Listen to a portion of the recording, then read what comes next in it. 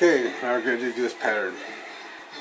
What we need is some sinew, washable marker, and what I have is string, and it goes up through a thing in the ceiling, comes back down. Old butcher style, it makes it easy to work with anyway, you'll see later on. The first thing I'm going to do, draw some kind of line. You don't have to draw a line the same as mine. You can draw any kind of line. You can have it straight or you can have it warbly, whatever, as long as it clearly separates two sections of the shirt. Okay, then we're just going to fan fold all the way along the line. And for this, I do really thick, like maybe 1 inch folds. It makes it easier for when you're doing the sinew at the end, so it doesn't fold.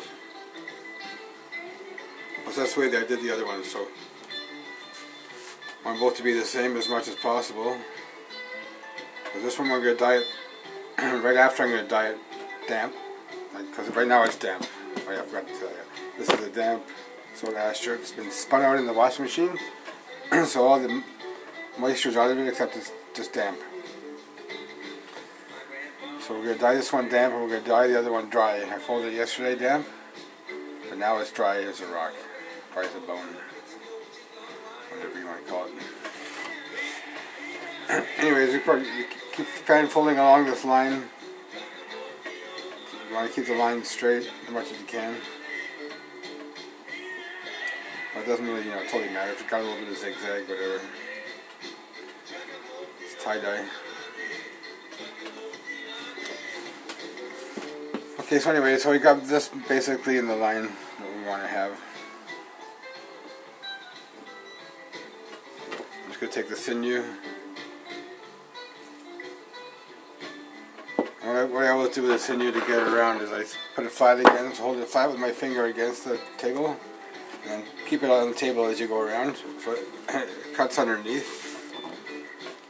It doesn't hold as much of the material usually around. Of course, when I'm doing it live, it does more, that's the way it goes. Anyways, doesn't really matter too much. As long as you get it around a few times, give it a couple times around, and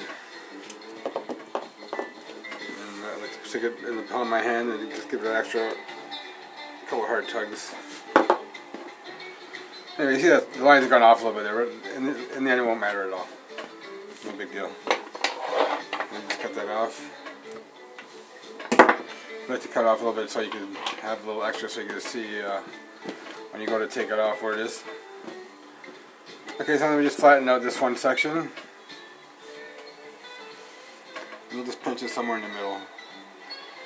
People use pliers or forks or whatever they want for their spirals, but if you practice enough, you can get good enough with your fingers to not have to go looking for a tool each time. Get in there. So you just kind of keep twisting as much as you can in the middle and pulling the rest around. What you're going to end up having is a little bit of a, I don't know what you want to call this, bunch over here, but basically just like kind of bunch it up a little bit.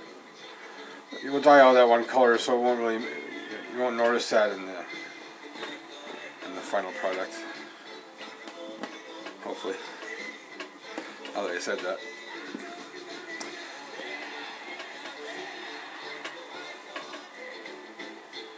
Okay, so then I take my string from the sky,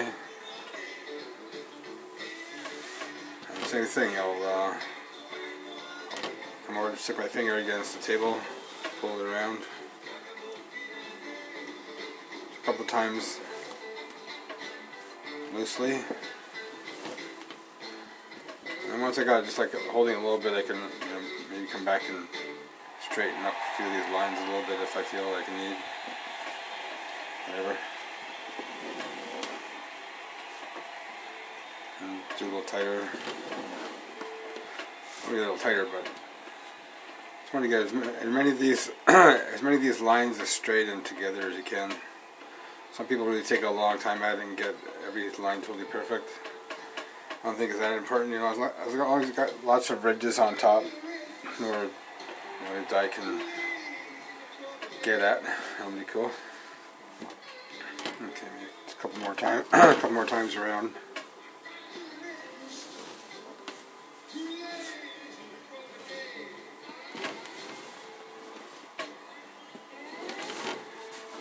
And I don't usually tie any kind of knots or anything because usually you don't need to. You wrap them enough times around. And if you want to untie knots, it's a pain in the butt. Sometimes it's easier just to cut through later. Anyways, so that one's done on that side. Basically, we're just going to do the same thing on this side. Spread it all out as far as you can.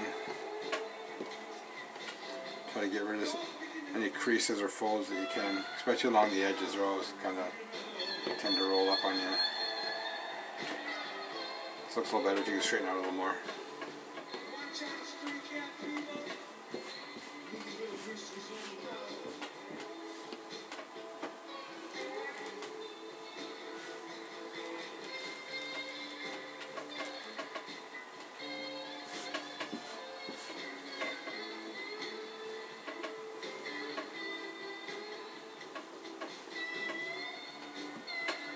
I think for all these jobs, after years and years of doing it, you develop certain muscles that make it easier to do some of these jobs. And for some people, they find it really hard to get that pinch and twist, but I think it's just a matter of practice, exercise, build up the right muscles. The same thing again, just try to pull everything as neat and tidy as you can in the circular motion and not really worrying too much about that little lump. I guess you can tidy it up a little bit if you want. Maybe you don't worry too much about it. Fold it around, tuck it in, whatever works. It doesn't make any difference on the final shirt.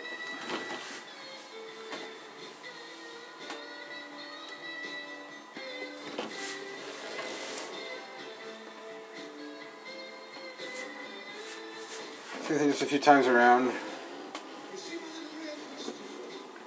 You're really just holding in the pattern in place. You're not trying to pull, stretch, anything really tight. Just want to keep the integrity of the fold. It's always a challenge. If you like a challenge, there you go.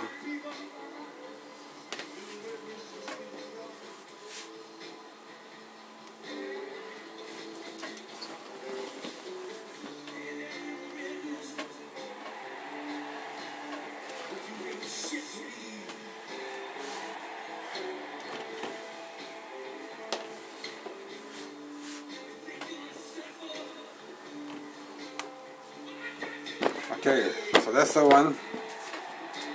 It's totally damp. And this is one from yesterday, totally dry. Just gonna take a few minutes, get myself all set up here, and I'm gonna dye these together, and I'll turn the video back on so you guys can see that. Just gotta get all my dye stuff set up. I'll be back. Thanks.